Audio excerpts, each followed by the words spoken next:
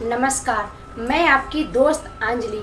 दोस्तों, वीडियो पसंद है तो लाइक एंड कमेंट जरूर करिएगा और वीडियो को ज़्यादा से ज़्यादा शेयर करिएगा। आज का टॉपिक है, जब राम जी, लक्ष्मण जी और सीता जी वाल्मीकि जी के आश्रम में गए तो वाल्मीकि जी ने कितनी बड़ी शिक्षा दी।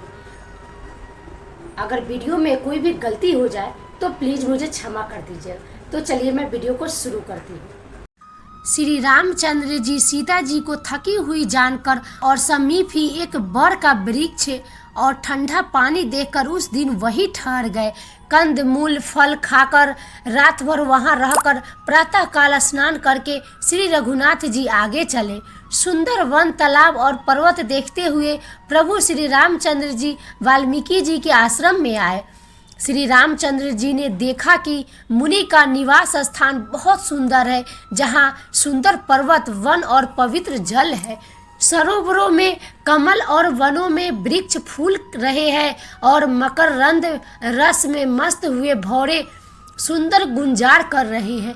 बहुत से पक्षी और पशु कोलाहल कर रहे हैं और वे वैर से रहित होकर प्रसन्न मन से विचर रहे हैं। पवित्र और सुंदर आश्रम को देखकर कमल नयन श्री रामचंद्र जी हर्षित हुए। रघु श्रेष्ठ श्री राम जी का आगमन सुनकर मुनि वाल्मीकि जी उन्हें लेने के लिए आगे आए। श्री रामचंद्र जी ने मुनि को दंडवत किया। विप्र श्रेष्ठ मुनि ने उन्हें आशीर्वाद दिया। श्री रामचंद्र जी की छवि देखकर मुनि के नेत्र शीतल हो गए। सम्मान पूर्वक मुनि उन्हें आश्रम में ले आए। श्रेष्ठ मुनि वाल्मीकि जी ने प्राण प्रिय अतिथियों को पाकर उनके लिए मधुर कंद मूल और फल मंगवाए। श्री सीता जी, लक्ष्मण जी और श्री रामचंद्र जी ने फलों को खाया। तब मुनि ने उनको विश्राम करने के लिए सुंदर स्थान बतला दिए। मुनि श्री राम जी के पास बैठे हैं और उनकी मंगल मूर्ति को नेत्रों से देखकर वाल्मीकि जी के मन में बड़ा भारी आनंद हो रहा है। तब श्री रघुनाथ जी कमल सदृश हाथों को जोड़कर कानों में सुख देने वाले मधुर वचन बोले, हे मुनिनाथ, आप त्रिकालदर्शी है। संपूर्ण विश्व आपके लिए हथेली पर रखे हुए बेर के समान है।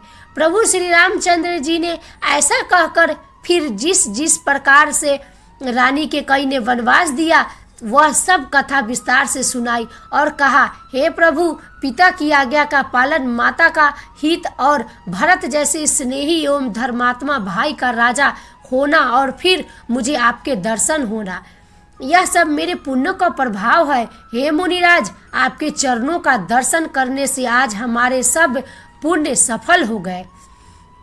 अब जहाँ आपकी आज्ञा हो और जहाँ कोई भी मुनि उद्वेग को प्राप्त न हो, क्योंकि जिनसे मुनि और तपस्वी दुख पाते हैं वे राजा बिना अग्नि के ही जलकर भस्म हो जाते हैं। ब्राह्मणों का संतोष सब मंगलों की जड़ है और भूदेव ब्राह्मणों का क्रोध करोड़ों कुलों को भस्म कर देता है। ऐसा हृदय में समझकर वह स्थान बतलाइए जहाँ मैं लक्ष्मण और सीता सहित जाऊं और वहाँ सुंदर पत्तों और घास की कुटी बनाकर हे दयालु कुछ समय निवास करूं। श्री राम जी की सहज ही सरल वाणी सुनकर ज्ञानी मुनि वाल्मीकि बोले, धन्य धन्य रघुकुल के ध्वजा स्वरूप, आप ऐसा क्यों न कहेंगे। आप सदैव वेद की मर्यादा का पालन करते हैं।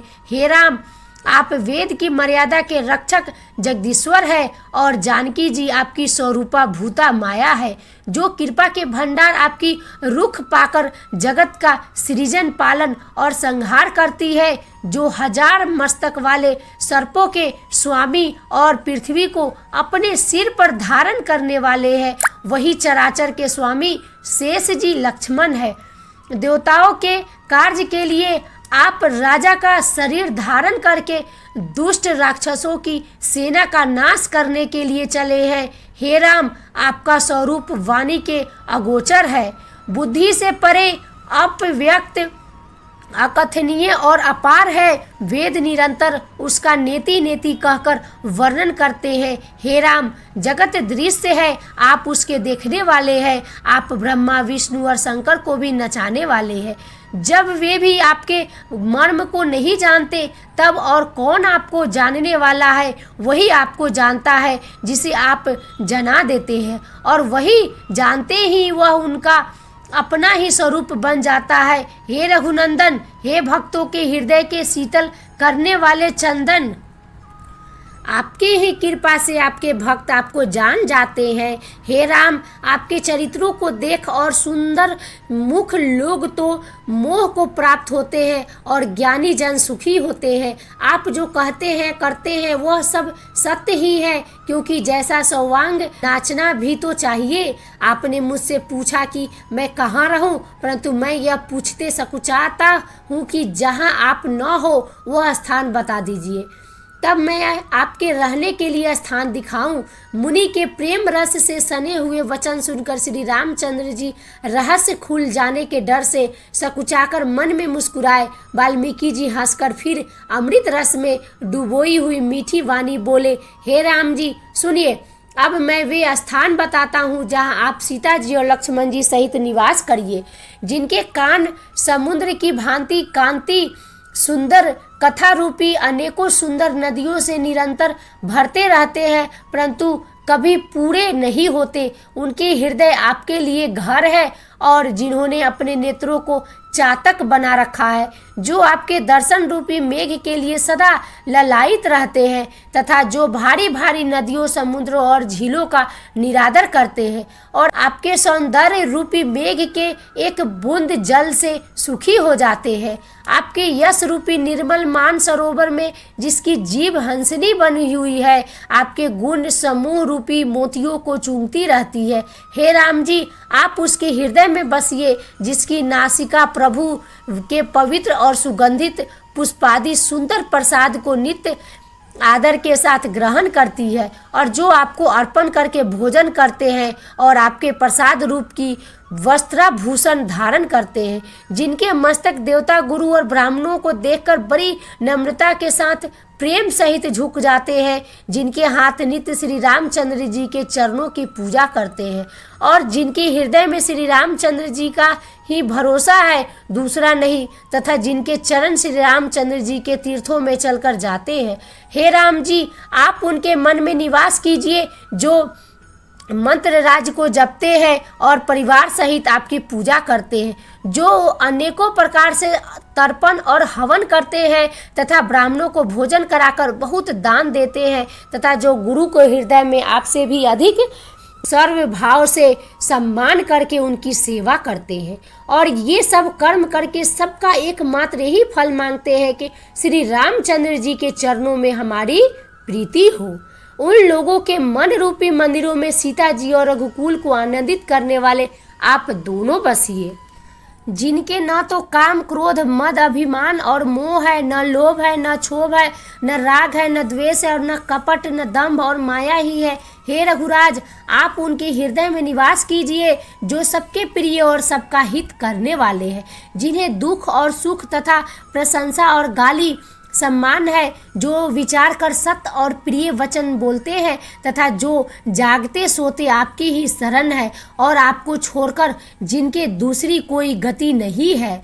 हे राम जी, आप उनके मन में बसिए जो पराई स्त्री को जन्म देने वाली माता के समान जानते हैं, और पराया धन जिन्हें विष से भी भारी विष है, जो दूसरे की संपत्ति देखकर हर्षित होते हैं और दूसरे की विपत्ति देखकर विशेष रूप से दुखी होते हैं। और हे राम जी, जिन्हें आप प्राणों के समान प्यारे हैं, उनके मन आपके रहने योग्य शुभ भवन है।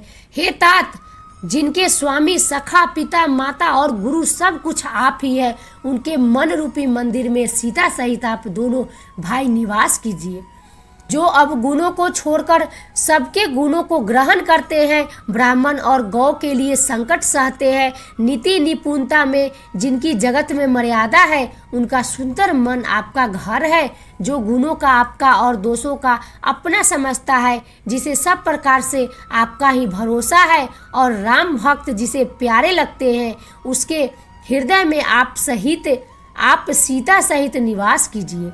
जाति पाति